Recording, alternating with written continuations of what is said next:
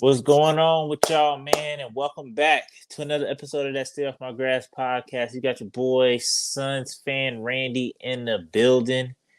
And we here, man. Did y'all miss me? Did y'all miss me? I'm gonna get straight right into it.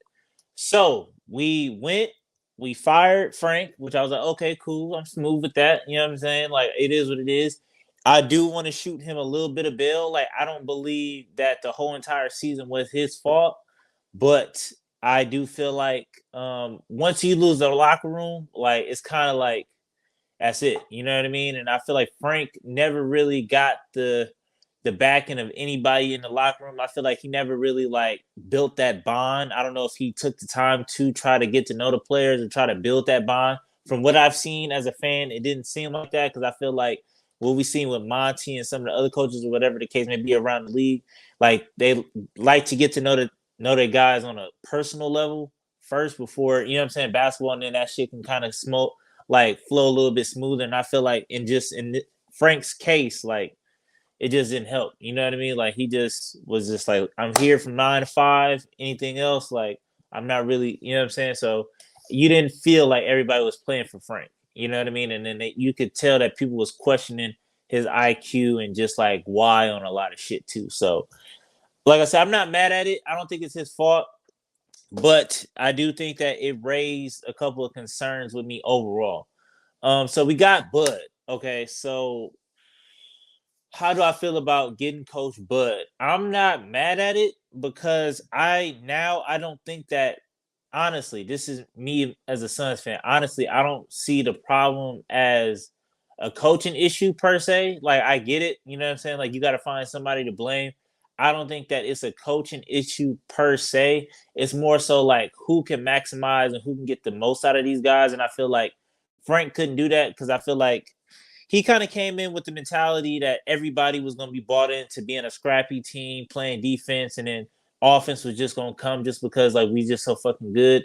So I just feel like I don't know if Coach Bud kind of prioritized offense. Like I wouldn't say that like he's like an offensive coach, but if I'm looking for anything, it would be somebody offensive. You know what I mean? But I don't think that he checked that box per se. But it's like I'm not mad at it, and the fact that like I feel like it's a double edged sword with me and how I look at it because it's just like I look at it from the point of view like I'm not mad at Matt or like the front office firing him. I'm not mad at him because it to me is what it shows that like they're in a win now. They're trying to do whatever the fuck or they're trying to do whatever it takes to win now. They're trying to get a chip as fast as they can. And as a fan, I'm not mad at that. Like not one bit, but also it shows me too, like with just some of the missteps and just like with the roster construction and the coaching and like some of the other things is like they also don't know what they're doing.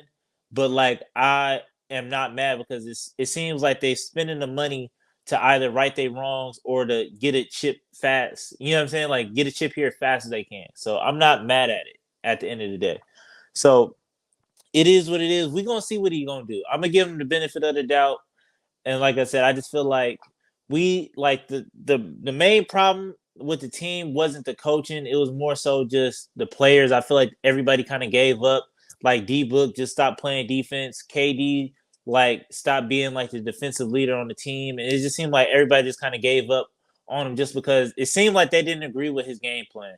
So it was just like, yeah, like we just don't give a fuck. And then I kind of agree with that. You know what I'm saying? I kind of roll with that because we didn't run no offensive sets. It seemed like all year long. It seemed like it was just a bunch of pick and rolls. We just pick and roll niggas to death every single night, and it's just like that's just not gonna get it done. Especially, that's just not gonna get it done. Like I get it, like you want us to play defense, but we have absolutely no offense with all. You know what I'm saying? So it was just ugly.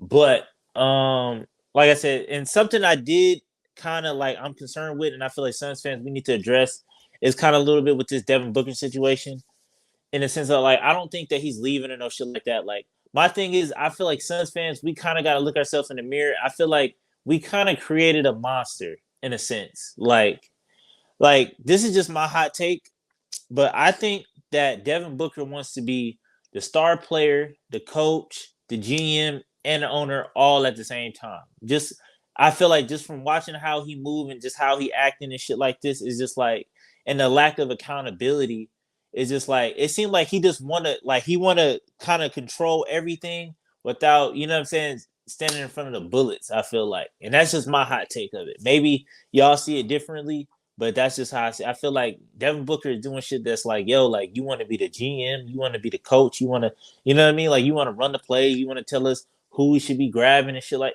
it's just wild. And I feel like that the reason why I haven't bought into like the him wanting to leave and all this shit, because it's like, bro, I be damned.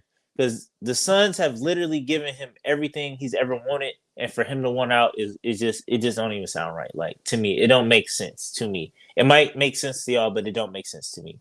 But I will get into this. I did get a comment. Somebody just wanted me to make a video about this. And I was like, you know what? Fuck it, I will. It's just like a video just about me and myself, just as a Suns fan and stuff like that. Shout out to Jaeger the Ninth. You know what I'm saying? He left a comment in the last video. He just wanted to know a couple answers to a few questions. So, and I do want to just make a video just so I could break this shit down so you could kind of have a reference so I don't have to keep explaining myself. Like, I get a lot of shit for the LA hat and the Suns. Like, I get it. I live in Los Angeles, so it's one of those, if you know, you know, if you don't, you don't, then it is what it is. Like, you might understand the hat. Like, I don't watch baseball. I don't care for the Dodgers, but it's just, it is what it is. But one of his questions was, what was my top 5 Suns players ever?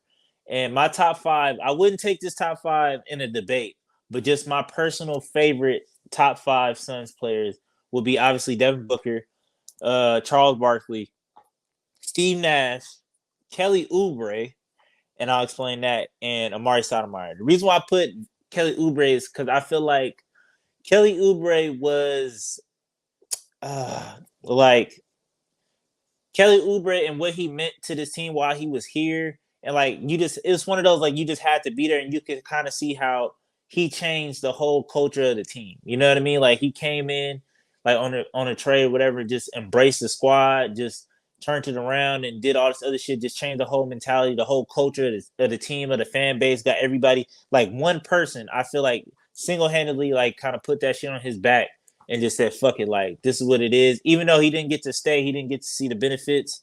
Like we went to the finals a year after we traded him and all that other shit. But I feel like I will never forget like what he did for the city and for the team and just, you know what I'm saying, like overall. So like I can't like not, you know what I'm saying? So he's one of my personal favorite Suns all time. And then Amari Stoudemire is my feeling. I feel like the first, you know what I'm saying, the other 4, I feel like it's just self-explanatory. You know what I mean? It's just like you don't really got to dive in too much why you love Nash, why you love Chuck, why you love, you know what I'm saying, Amari Stoudemire.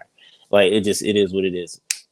He wanted to know about the Suns' future and what we need moving forward. I feel like I haven't been one of the ones like, yo, like we need a point guard, we need a point guard, we need a point guard. But like, I think we might need a point guard. You know what I mean? Like we just need a guy that's gonna come in, not really take a bunch of shots, just know his role and play make. I feel like the perfect guy for this team would be like a Ben Simmons, but not Ben Simmons because he don't never play, he hurt, and you know what I'm saying. But I feel like if there was anybody out there that could kind of fit that role, where it's just like defense first, but I can play make and do, you know what I'm saying. Like Ben Simmons would fit in so good with this team because just like we would never ask him for him to shoot, and he could play defense, and on top of that, he gonna give everybody the touches and run the offense and shit like that. So I just feel like we just need a point guard. You know what I'm saying? Like we need a big guard that's gonna go out there and guard, you know what I'm saying, other team best player and shit like that. But my favorite, he wants to know my favorite moment as a Suns fan and my worst moment as a Suns fan. I feel like my favorite moment as a Suns fan had to be the 2021 run when we won the Western Conference Finals. I was there at the Staples Center at the time. You know what I'm saying? It was just real emotional. You know what I'm saying? I was crying and shit. Shit was crazy. Yeah, it was just a good time. It was just, you know what I'm saying? I just never thought, like, in my whole entire being a Suns fan, I just never thought that in my lifetime that we would get there to like win a chip and also like or get to the finals, number one, and then also like win a chip. I always thought that it would be like on my deathbed, like, oh, my last dying breath is I want the Suns. You know what I'm saying? Like I always kind of envisioned that. So it was just crazy to see it like, yo, like this is really happening. So that was my favorite moment. And my worst would probably be like some people would probably say the Dallas series, but mine's personally would be the 2010 Western Conference Finals. Well, I feel like just that team, like I feel like that was it. That was it. That was the year, dog. Like that was it hasn't been a lot of years where I feel like yo, like this is the team. Look, that team right, that 2010 Western Conference Finals, that was us. That was supposed to be our chip, man. Like we'd have went in. I think what we played, like Celtics or some or whoever the fuck. But I was just like, bro, I feel like that was the year for us to do it. You know what I'm saying? I think it might have been the Magic, but I feel like that was the year for us to do it.